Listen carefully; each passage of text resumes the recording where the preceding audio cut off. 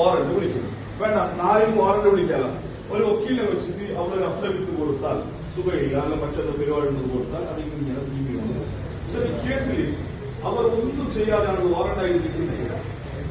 ശരി, ഈ ഇന്നത്തെ സംവിധാനത്തിൽ, പോലീസ് സംവിധാനത്തിൽ, കോടതി സംവിധാനത്തിൽ ഒരു വ്യക്തി കേസായി അറിയുന്നില്ല എന്ന് എങ്ങനെ സാർ വിശ്വസിക്കുന്നു?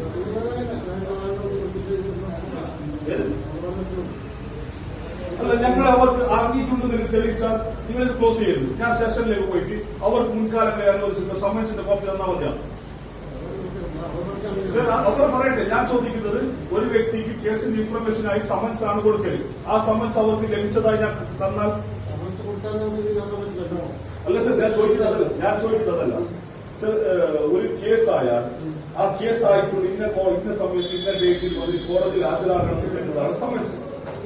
ഈ സമൻസ് ഇവർ സ്വീകരിച്ചിട്ടുണ്ടെങ്കിൽ നിലവിൽപ്പെട്ട പ്രശ്നമുള്ളത് അവരെ തെരഞ്ഞെടുപ്പിൽ മത്സരിക്കുന്നതിനുള്ള അയോഗ്യതകളൊന്നും ഇപ്പൊ അവർക്ക് ശരിക്കും അങ്ങനെയുള്ള ശിക്ഷ, അതായത് പണിഷ് ചെയ്ത നിലവിൽ കേസ് ഉണ്ടോ എന്നുള്ള കോടതി പരിശോധിക്കും. അവർ ശിക്ഷിച്ചോന്നുള്ള കേസല്ല അങ്ങനെയുള്ളതില്ലല്ലോ, അങ്ങനെയുള്ളതില്ല. ശിക്ഷകല്ല. ശിക്ഷ ഉണ്ടെങ്കിൽ ആ വ്യക്തിക്ക് മത്സരിക്കാനേ പാടില്ല. പക്ഷെ ഇത് ശിക്ഷകതല്ല, നിലവിൽ കേസ് ഉണ്ടായിരുന്നതാണ്. അവരെ എഴുതിയില്ല എന്നുള്ളതാണ്.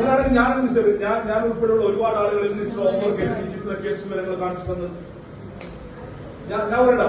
ഇത്ര ഹോംവർക്ക് ചെയ്ത് ഞാൻ പറയാം. സെക്രട്ടേറിയറ്റിന്റെ അടുത്തുള്ള ഊറ്റപ്പുറം മ്യൂസിയം പോലീസ് സ്റ്റേഷൻ മുതൽ മഞ്ചേശ്വരം പിന്നെ പോലീസ് സ്റ്റേഷൻ വരെ ഞങ്ങൾ ആളെ വിട്ട് കേസ് ഉണ്ടാകുന്ന ഓഫീസറിന് നമ്മൾ സെക്രട്ടേറിയറ്റ് സമരം ചെയ്യാറുണ്ട്. അവിടെ കേസ് എടുത്തിട്ടുണ്ടോ? നമുക്ക് ഇവിടെ കാണിക്കട്ടെ. അതെന്തിനാന്ന് വെച്ചാൽ നിങ്ങൾ തെരഞ്ഞെടുപ്പ് ജയിച്ചാല് ഈ ഇതിലും അതിന്റെ അപ്പുറത്തൊരു കേസുണ്ടെന്ന് പറഞ്ഞ് ആർക്കും കോടതി പോയി വാദിക്കാൻ പറ്റില്ല. അതിന് വേണ്ടിയിട്ടാണ്. അങ്ങനെയാണ് പിയാൽ ജയിച്ചാൽ അയോഗ്യനാണ്. ജയിച്ചു കഴിഞ്ഞാൽ ഇതാണ് പോയിന്റ്. അവർ ജനങ്ങളെ ബുദ്ധിമുട്ടാക്കുന്നത്.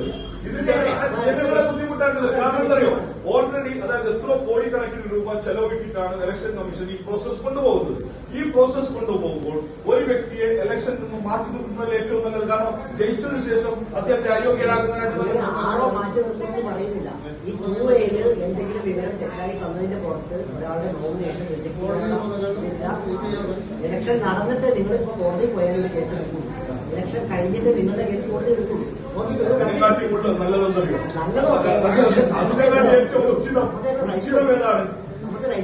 ഉചിതമെന്നാണ് ജനങ്ങളെ ബുദ്ധിമുട്ടാക്കാതെ ജനങ്ങൾക്ക് അല്ലെ ഈ പിന്നെ ബുദ്ധിമുട്ടാകുന്നത് ശരിയല്ലല്ലോ. പിന്നെന്താണ് ഈ റൂളെല്ലാം കൊണ്ടുവന്നത്?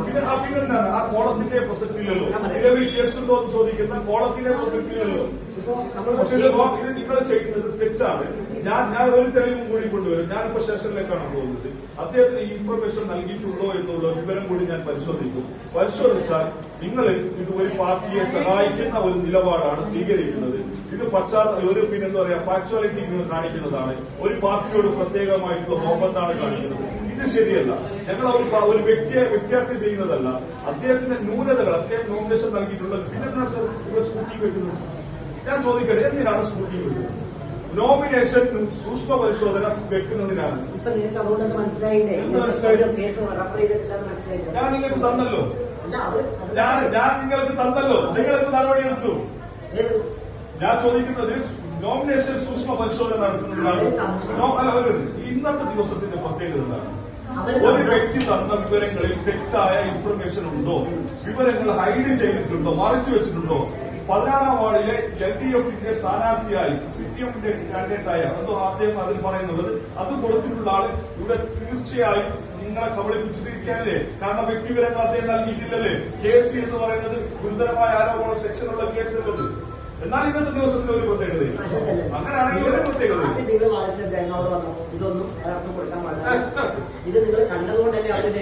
അല്ല. നിങ്ങൾ ആക്ഷേപം കണ്ടത്, നിങ്ങൾ പുറത്ത് ആക്ഷേപം ഇട്ടത് കണ്ടതുകൊണ്ടാണ്. ആക്ഷേപം ഇട്ടതുകൊണ്ടാണ്. ഇപ്പൊ ഞാൻ ചോദിക്കട്ടെ, ഇപ്പൊ ഇവിടെ രാഷ്ട്രീയപരമായിട്ട് അല്ലാത്ത ആളുകൾ സ്വതന്ത്രമായിട്ട് മത്സരിക്കും. ഒരു വ്യക്തിയുടെ ഇൻഫോർമേഷൻ മറ്റൊരാൾക്ക് അറിയുന്നത് എങ്ങനെയാണ്? അദ്ദേഹത്തിന്റെ നടന്ന അന്വേഷിക്കുമ്പോഴാണ് അല്ലെ? ഇപ്പൊ നിങ്ങളൊരു സർക്കാർ ഉദ്യോഗസ്ഥനാണ്. ഞാൻ അതാണ് പറയുന്നത്. അപ്പൊ അങ്ങനെ ഇട്ടുകൊണ്ടാണ് ഞാൻ ഈ വ്യക്തിയെ കുറിച്ച് അന്വേഷിക്കുന്നത്. അപ്പൊ ഇങ്ങനെ ഒരു കേസ് അതല്ല ഇന്നലെ പോലീസ് അറസ്റ്റ് ചെയ്തു. പക്ഷെ ഇത് സ്ട്രോങ് ആണ് സിസ്റ്റം. ഞാൻ ഇന്ന് വാദിച്ചു. ഞങ്ങൾ കോടതിക്ക് പോകും, കോടതി കാര്യങ്ങൾ പ്രൂഫ് ചെയ്യും, പിന്നെ ഞങ്ങൾ സമ്മൻസ് കൊണ്ടു പിന്നെ കൂടി ആക്കുകയും ചെയ്യും. പക്ഷെ ഇത് ഒരു രാഷ്ട്രീയ പാർട്ടിയെ സഹായിക്കുന്ന നിലപാടാണ് സർ. കേരളത്തിൽ മംഗൽപാടിയിൽ മാത്രമല്ല ഇലക്ഷൻ നടക്കുന്നത്. എല്ലാ പഞ്ചായത്തുകളിലും ബ്ലോക്കുകളിലും ജില്ലയിലും കോർപ്പറേഷനും മുനിസിപ്പാലിറ്റി തെരഞ്ഞെടുപ്പ് നടക്കുന്നത്. ആർപിമാർ മറ്റൊന്നുണ്ട് 6 മാർ ഒന്ന് നിങ്ങൾ ഡിസ്കസ് ചെയ്തു. എന്താണ് ഇത് ചെയ്യുന്നത്? ഓക്കെ.